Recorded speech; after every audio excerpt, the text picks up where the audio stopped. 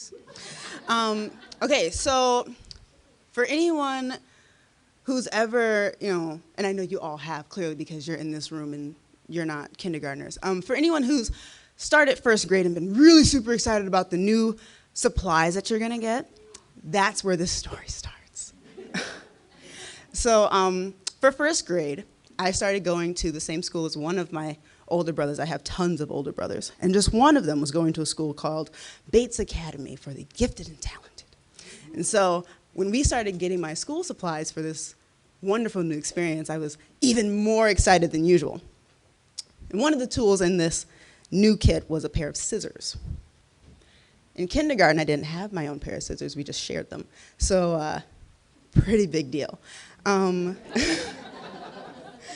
So I'm sitting there one day in my first grade classroom, and things were getting a little bit boring.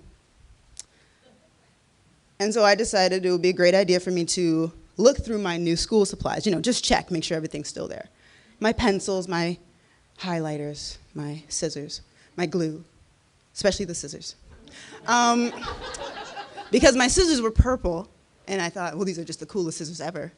And they're not rounded on the tip. They've got just the tiniest little bit of a point on them so that you feel like you're using big person scissors, but really they're still kid scissors because they're about this tiny.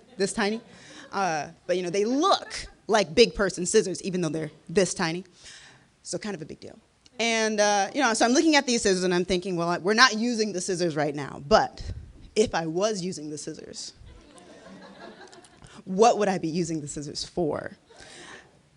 And I don't have any paper to cut, and I can't cut paper. And I've got a pencil, but you can't cut a pencil with a pair of scissors. So brainstorming, what can I do with this pair of brand new scissors? And I'm sitting there and I'm twirling my little ponytail, and I'm twirling this ponytail, and I'm trying to listen to the teacher because she's talking about something that I'm sure is very important, but it's just not as important as me trying to figure out what can I do with these scissors right now. And I finally realized bangs would be a great idea right now. Now, I had bangs. My mom, she was a wonderful person. She had done my hair, 2 pigtails, 1 on each side, and bangs in the front. But as far as I was concerned, she had done the bangs incorrectly. Probably not the case.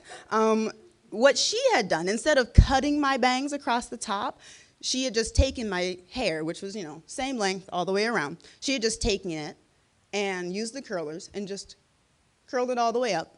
So that on my forehead, I had this tiny little Tootsie Roll of a bang, which made sense. Thinking back now as an adult, I think, well, that made sense. Because, when I didn't want to wear bangs, I could still wear a ponytail and I wouldn't look like a goofball. But in first grade, I thought, well, Mom, duh, I'm gonna help you out with this. I'm gonna cut my bangs. And then my bangs will make sense. They'll look like real bangs. And so I proceed to pull the hair down. And I don't know what my teacher was doing that she didn't see me over there.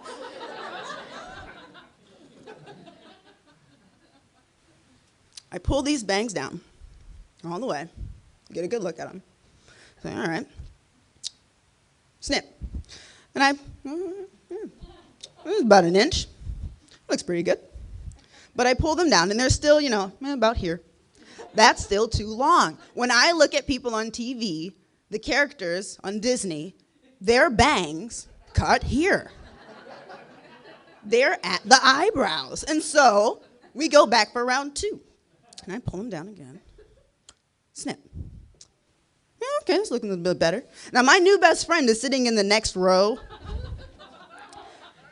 Good old Dominique Gray, who was at this point much wiser than me, because she said, Aisha, I don't think you should be doing that right now. I'm cutting my bangs.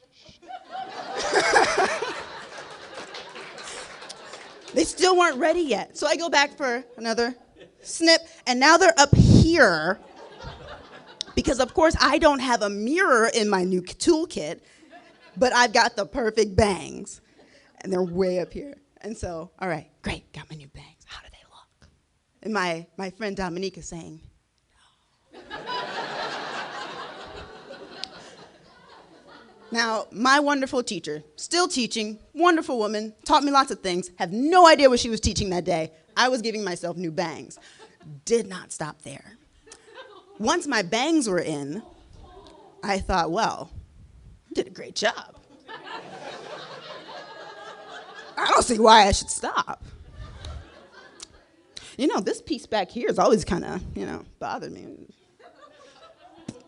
And I cut back there too. I was going absolutely bonkers.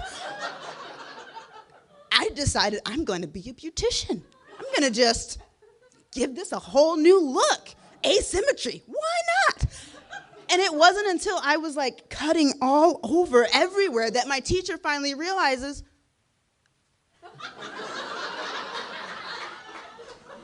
Aesha, what are you doing? Nothing.